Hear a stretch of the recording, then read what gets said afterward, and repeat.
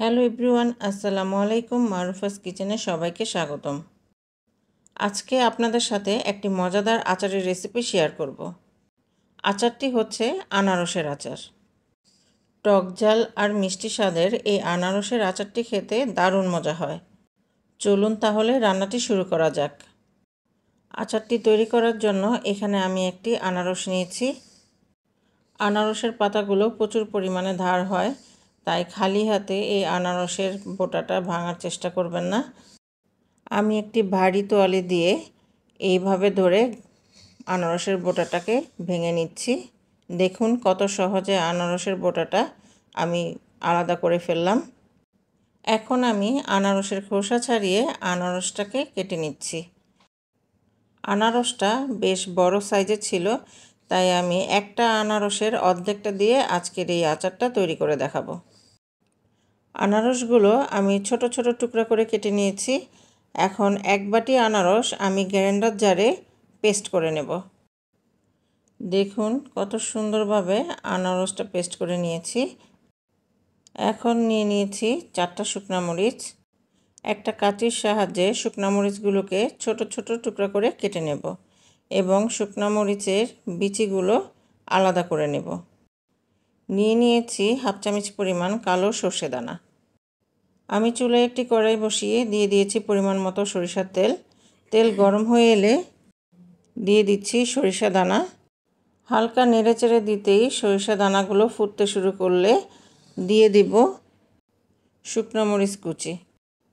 সামান্য নেড়েচেড়ে দিতেই শুকনো মরিচের রঙটা চেঞ্জ হয়ে আসবে, আর তখনই এখানে অ্যাড করে দিব আনারসের পিউরি। 1 মিনিটের মতো সব কিছু নেড়েচেড়ে মিশিয়ে নেব এবং মেশানো হয়ে গেলে এখন এখানে অ্যাড করে দিব স্বাদমতো লবণ। দিয়ে দিচ্ছি 1 চামচের 4 ভাগের 1 ভাগ শুকনো মরিচ গুঁড়া। দিয়ে দিচ্ছি 1/3 কাপ চিনি। আনারসটা কতটুকু মিষ্টি তার উপর ডিপেন্ড করে চিনিটা আপনারা কম বেশি করে নেবেন। এখন ভালো করে সব কিছুকে নেড়েচেড়ে মিশিয়ে নেব। চিনির দানাগুলো গলে গেলে আমি এখানে আরও 1 বাটি আনারস যে কুচি করে কেটে রেখেছিলাম সেটা অ্যাড করে দিব। এখন ঠিক যতটুকু চিনি আমি অ্যাড করেছিলাম সেই মাপে আমি পানিটা অ্যাড করে দিচ্ছি। তার মানে 1/3 কাপ পরিমাণ আমি চিনি অ্যাড করেছিলাম, তাই 1/3 কাপ পরিমাণ আমি পানিটাও অ্যাড করে দিলাম। আচারের কালারটা সুন্দর আসার জন্য আমি এখানে অরেঞ্জ ফুড কালার অ্যাড করে দিচ্ছি।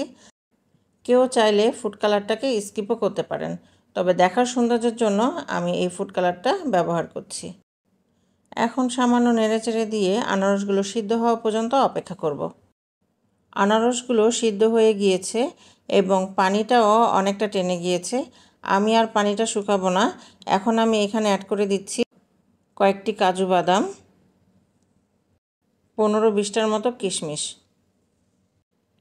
এখন সব কিছু নেড়েচেড়ে দিয়ে আরও 1 মিনিটের মতো রান্না করব।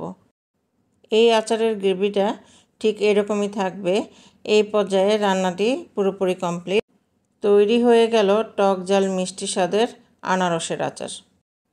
খুব সহজভাবে আনারসের এই আচারটি করে দেখিয়েছি, আর এই আচারটি ফ্রিজে রেখে 3 থেকে 4 দিন পর্যন্ত আপনারা সংরক্ষণ করতে পারেন।